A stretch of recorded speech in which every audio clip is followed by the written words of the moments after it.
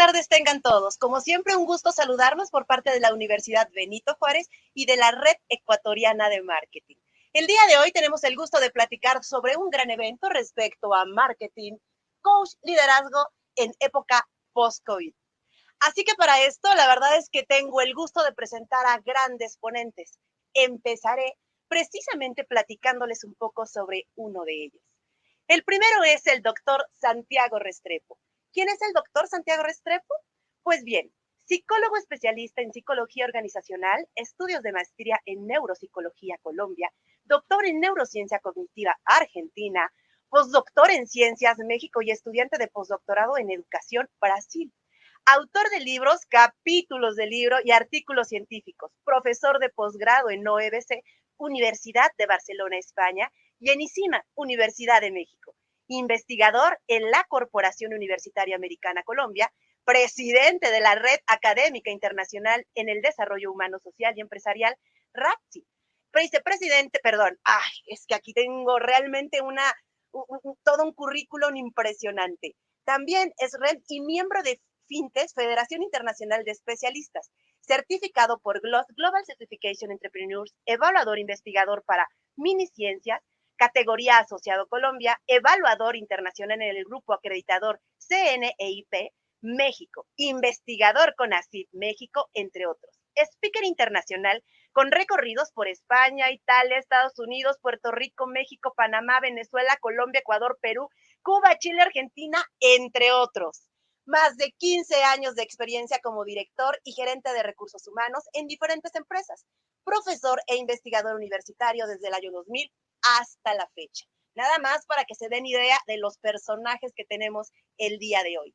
También contamos con la presencia de nuestro segundo ponente, el maestro Gonzalo Dávalos. Él es máster en marketing de la Universidad Internacional del Ecuador, UI de Quito, máster en programación neurolingüística PNL Guayaquil, ingeniero en marketing como el mejor promedio de graduación de la Universidad Internacional del Ecuador, UI de Quito, con 25 años de gestión en planificación estratégica, marketing al servicio del cliente, investigación de mercado, socio fundador y director distrital ASIM, gerente general de Corporación Godash, gerente general de Agencia de Marketing Digital, director comercial de BD, seguros dentales prepagados, gerente propietario y de mercadeo del restaurante en general Asados de Barril, creador de la marca 440 Energizante, gestor del crecimiento de estudiantes de la Universidad Internacional del Ecuador, UIDE, que ha pasado de 120 a 3,000 en tan solo 5 años. Asesoría y consultoría egresados de maestría con la elaboración de las tesis de grado, con un resultado de más de 150 proyectos terminados en tan solo un año. Y para cerrar precisamente esta gran ponencia, tenemos también al maestro Marco Antonio Ríos, que es ingeniero comercial con estudios en posgrado en marketing de industria farmacéutica argentina y maestría en administración de negocios también argentina. Candidato a doctor en administración de la Universidad Nacional del Rosario, Argentina. Autor de varios artículos científicos, editor en general de la revista indexada UDA Academ, representante para Ecuador ante la Asociación Internacional del Marketing Público No Lucrativo, miembro de la Unión de la Responsabilidad Social Universitaria Latinoamericana, Úrsula, miembro fundador de la Red Ecuatoriana de Marketing, director de la Escuela de Marketing de la Universidad de Ushuaia, Ecuador, gerente comercial en empresas relacionadas con la construcción y finalmente, speaker internacional Argentina, España, México, Colombia y Chile. ¿Y qué más les puedo platicar? ¿Por qué entonces no comenzamos precisamente con nuestro primer ponente, con el doctor Santiago Restrepo? Doctor, muy buenas tardes. Muy buenas tardes, feliz de estar por acá, Ani, muchas gracias por esa presentación. Sin embargo, me siento intimidado con mis dos, mentira, no intimidado, no, fascinado con mis dos compañeros porque ellos son especialistas en el tema del marketing y yo no lo soy, yo soy es más un investigador, un gomoso, un amigo del tema, pero vamos a tratar de aportar nuestro grano de arena. Pues doctor, para mí será un gusto y estoy seguro que para todos los que lo están escuchando, un gustazo poderlo escuchar. Lo dejo para que pueda platicarnos un poco respecto al tema. Muchas gracias. Sí, me gustaría tomar unos minutos como para hacer un pequeño recorrido. Yo lo voy a enfocar, como bien lo explicó ahora Ani en la presentación, desde el punto de vista de las neurociencias, que es en el que yo, digamos, más disfruto porque me genera una gran curiosidad saber cómo funciona el cerebro en diferentes posiciones. Y como lo estamos trabajando desde un enfoque para el marketing o desde el marketing, vale la pena hacer énfasis de que absolutamente todas las actividades que hace el ser humano, cualquier tipo de actividad que haga el ser humano, la hace gracias a ese gran soporte que se llama sistema nervioso y cerebro. Y dentro de todo eso que hace la neurociencia, que es el estudio de cómo el cerebro interactúa con el quehacer humano, sea en la empresa, desde el neuromanagement o neuroliderazgo. Por ahí veo también que mis compañeros han estudiado programación neurolingüística. Entonces, cómo es que el cerebro actúa para generar redes y para generar condicionamientos y para generar cambios adentro y afuera.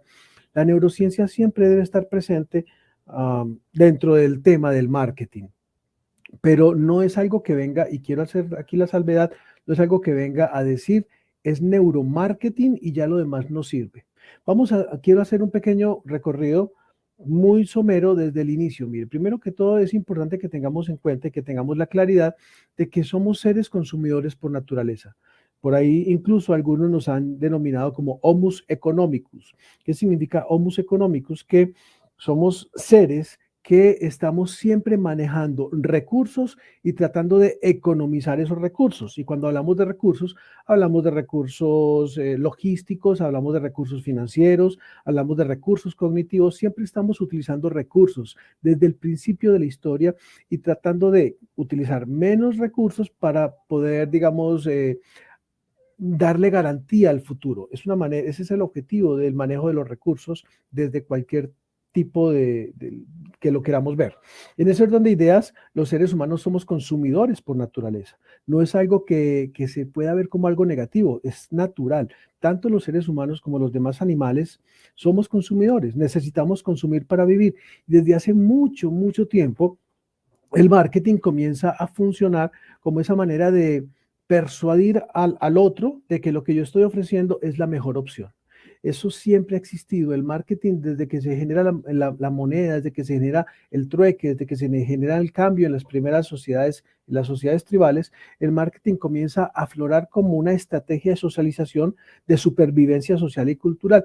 Eso siempre ha estado ahí y siempre va a estar con pandemia o sin pandemia. Pero el marketing ha venido evolucionando a través del tiempo, dependiendo en gran medida de los avances sociales y culturales. Por ejemplo, primero era el marketing tradicional, cuando la oferta era mucho, mucho inferior a la demanda. ¿Y por qué? Porque había, por ejemplo, en la época de Ford y antes de Ford, era solo un proveedor de autos para todo el mundo. Entonces, pues, prácticamente el marketing era inexistente. Si usted quiere un carro, le compra Ford. Si usted no quiere, de hecho, Ford decía, puedes comprar el carro que quieras, del color que quieras, siempre y cuando sea negro. Imagínense. Pero a medida que va apareciendo como la oferta y la demanda, ya los productores deben prestar más atención porque ya no son los únicos, no tienen la hegemonía, y ahí es donde digamos que comienza a aparecer el marketing de una manera más agresiva. Claro, la teoría dice que el marketing comienza incluso desde Gutenberg con la imprenta y todo esto, pero lo podemos empezar a ver a partir del siglo pasado, ya con mucho, con metodología, con estrategia.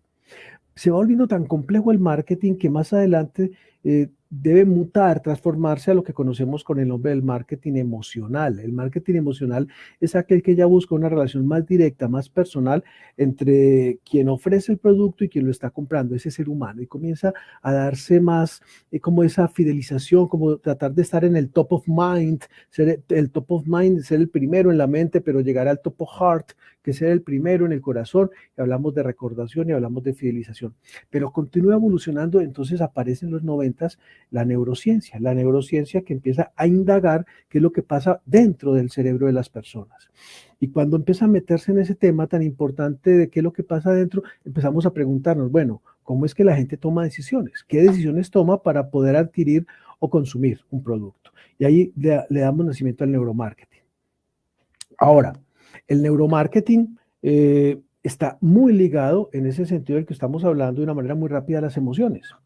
Compramos desde un punto de vista muy emocional. Ojo, la compra siempre la realizamos desde la razón, porque esta es la parte frontal la que toma la decisión, pero tiene un gran influenciador que es la emoción, muy grande influenciador que es la emoción. Entonces compramos desde la felicidad, compramos desde la sorpresa, compramos desde el miedo, compramos desde la ira, compramos desde el deseo, porque también está la parte instintiva que nos lleva al deseo, la parte sexual, la parte de la supervivencia, del hambre, todo eso nos va moviendo para la toma de decisiones. Y ahí viene la importancia de generar estrategias de marketing desde una cosa que llamamos la estimulación multisensorial. Cuando vamos a generar estrategias de marketing, que me gusta definirlo como el arte de la persuasión, como el arte de la seducción, lo que debemos es inventarnos algún tipo de estímulos perceptuales que pueden ser visuales, auditivos, táctiles, de cualquiera de las formas para que impacte nuestro sistema emocional y nos lleve a tomar decisiones de compra. Ahora bien, ¿qué pasó en la pandemia o qué pasa en la pandemia? Quiero recordar que la pandemia del COVID en la que todavía estamos, yo no creo que estemos en pospandemia aún, la que todavía estamos, el tema de la pandemia no es nuevo. Pandemias, hemos tenido al menos 6 grandes pandemias en el mundo, solo que las olvidamos, ¿no? Pero la gripe española, por ejemplo, fue arrasadora. La pandemia del SIDA, VIH-SIDA, que todavía no hay cura para el VIH-SIDA, hay tratamiento, sí. La peste negra, que prácticamente acabó con Europa. Todas estas situaciones tan catastróficas, incluyendo la que estamos viviendo ahora del COVID-19, no han acabado el marketing, ni lo acabaron antes, ni lo van a acabar ahora. ¿Por qué no lo van a acabar? Porque es que el marketing es inherente a nuestra naturaleza. Lo que hacen es transformarlo. Miren, por ejemplo, el marketing en medio de la pandemia no se acabó, se transformó o aceleró el proceso que ya veníamos dando del e-commerce, por ejemplo, el e-commerce que ya existía, pero de una manera más tímida, se acelera. ¿Por qué? Porque las personas no pueden salir o temen salir, pero necesitan seguir consumiendo. De hecho, necesitan consumir más porque el consumir tiene unos efectos en el cerebro que decrementan los niveles de ansiedad. Cuando usted consume, cuando usted compra, estimula unas partes del cerebro que se llaman sistemas de recompensas y baja los niveles de ansiedad. Entonces las personas, frente al temor, frente al peligro o frente a la pandemia, incrementan su consumo de las cosas, las incrementan, solo que ya no pueden salir a la calle. Entonces el e-commerce entra como a suplir a estirar el brazo del consumidor. Va y lo estira para que pueda adquirir esos productos. ¿Qué es entonces lo que está cambiando o qué fue lo que cambió entonces dentro del marketing durante la pandemia y apoyado en la neurociencia? El Customer Journey, el viaje que hace el consumidor frente a cualquier cosa. Es decir, ya antes usted llamaba a pedir una hamburguesa y listo, le llegaba la hamburguesa y listo. Ahora el Customer Journey empieza a viajar desde toda esa experiencia de la agilidad de la plataforma, de la rapidez de la plataforma o de la llamada telefónica, de los tiempos de respuesta, de que le llegue con normas de bioseguridad, una cantidad de cosas que marcan el paso a paso de ese viaje, desde que yo tengo el deseo, ya sea por ansiedad o no, hasta que lo satisfago. Y todo eso se llama Customer Journey. ¿Qué es entonces lo que empieza a suceder allí? Que el consumidor, el marketero, o sea, la empresa que hace marketing, debe empezar a identificar una cosa que se llaman los pain points o puntos de dolor.